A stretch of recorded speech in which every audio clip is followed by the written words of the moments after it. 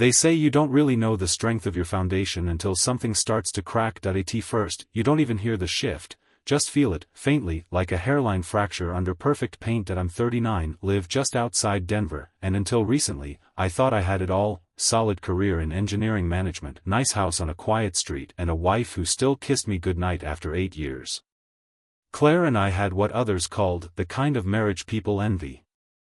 We laughed a lot, took weekend trips, had our routines, morning coffee together, game nights every Thursday, nothing flashy, just stable and real. Then Marcus showed up. My best friend since college, funny, sharp, a little impulsive. He'd just gone through a brutal divorce and lost his job in the same month. I didn't hesitate, told him to crash in our guest room as long as he needed. Claire smiled when I brought it up, said, "Of course," and even helped prep the room, but something was off. She laughed at his jokes, sure, but with a tightness in her shoulders I hadn't seen before, and once, I caught her watching him a little too long from the kitchen window. When she noticed me looking, she smiled again, but this time, it didn't reach her eyes. It was a Saturday morning, clear skies, fresh coffee, Claire humming in the kitchen. She called me in, eyes bright and nervous. "I have news," she said, hands shaking just a little as she held out a white stick with 2 pink lines. "We're pregnant." I froze, not outwardly. I smiled, hugged her, even whispered, "That's amazing." But inside, everything stopped. My lungs didn't work right. My heart thudded like it was trying to escape, because what Claire didn't know, what no one knew, was that 5 years ago, after a health scare and a long, painful decision process, I'd had a vasectomy, quietly, privately. It was the right choice at the time. We'd agreed, no kids. She said she wasn't ready, and I made it permanent. So this wasn't possible, yet I nodded along, kissed her forehead, and said all the right things while my stomach turned to stone. I told myself there had to be some mistake. A faulty test, misdiagnosis, something. But that afternoon, Marcus came back from a run, sweaty, smiling, towel draped around his neck. He looked too comfortable, too at home. Claire handed him a bottle of water without a word, their fingers brushing too naturally. She didn't flinch, but she didn't look at me either. The first time I really noticed it was during dinner. Claire made her lemon rosemary chicken, Marcus's favorite, not mine. They laughed about something I hadn't heard, and when I walked in with the wine, they stopped, just like that. A pause too sharp to be casual. I told myself I was imagining it, but the next day, I caught a look, Marcus staring at her from across the living room while she folded laundry. It wasn't just a glance. It lingered, and she didn't tell him to look away. I started keeping score, their private smiles, inside jokes I didn't understand, the low tone they used when I wasn't in the room. Once, I walked in and heard Claire say, "We have to be more careful," he could start suspecting. Silence followed, then chairs scraped and Claire called out cheerfully, "You want tea?" I smiled, said sure, and something inside me cracked. That night I dug out the old nanny cams from the basement. We'd bought them years ago to watch the dog. I hid one in the living room, one in the hallway, one in the guest room Marcus used. Then I waited. I also installed a data mirror app on Claire's phone. I didn't want to be this man, paranoid, snooping, deceiving in return. But I needed to know. I needed truth, even if it burned. And quietly, while she slept next to me, I started watching my own life from the shadows. It started with a laugh, hers, that soft, unguarded laugh I used to hear when we first dated, the one she hadn't used with me in years. It came through the living room camera at 11:47 p.m. I watched the footage on my laptop alone in the garage. Claire and Marcus were on the couch, too close. She had her feet curled under her, a throw blanket over both their legs.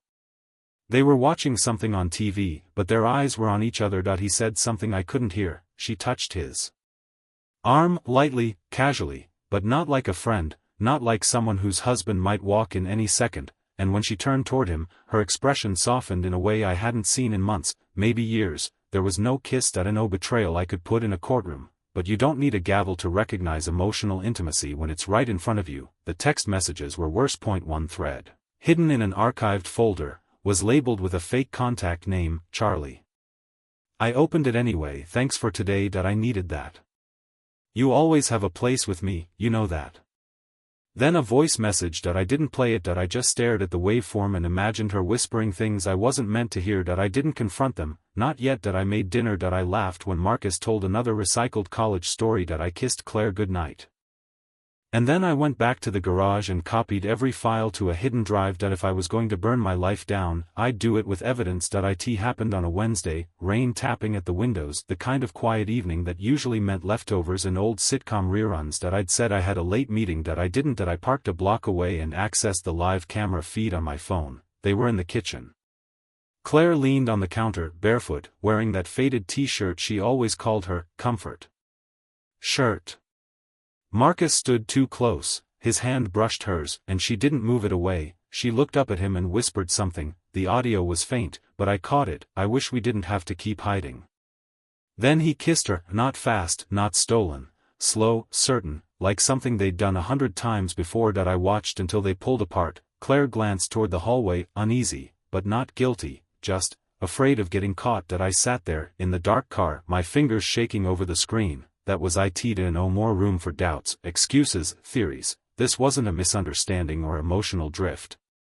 This was betrayal, plain and sharp, and I was done pretending. The next day, I took off work. That I spent the whole morning gathering everything, video files, screenshots, backup texts. That I organized them into a neat folder, printed the worst messages, timestamped everything. That I even rehearsed what I'd say, how I'd say it, but nothing could rehearse how I felt. Numb, yes, angry, absolutely, but mostly hollow, like watching your own life through glass. That I waited for the perfect moment. Friday evening, that we'd all be home, Claire, Marcus, me. One last dinner. One last act, and then, curtain up, dinner was salmon. Claire's favorite. Marcus brought the wine, something overpriced and red, acting like he belonged. That I set the table, lit the candles, everything looked perfect. No one saw it coming. That we ate, that we talked. That I asked Marcus about job interviews, Claire about her prenatal vitamins. That I even laughed at one of his stupid stories. And then, while he was pouring another glass, I said calmly, I had a vasectomy 6 years ago.